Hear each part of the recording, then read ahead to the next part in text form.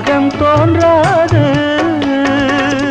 பாடும் புது வீணை இங்கே, ராகம் அதில் மாறும் அங்கே.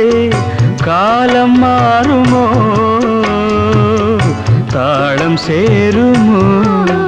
மணி ஓசை கேட்டு எழுந்து, நெஞ்சில் ஆசை கோடி சுமந்து, திருத்தேரில் நானும் அமர்ந்து, ஒரு கோயில் சேர்ந்த பொழுது அந்த கோயிலின் மணி வாசலை இங்கு மூடுதல் முறையோ?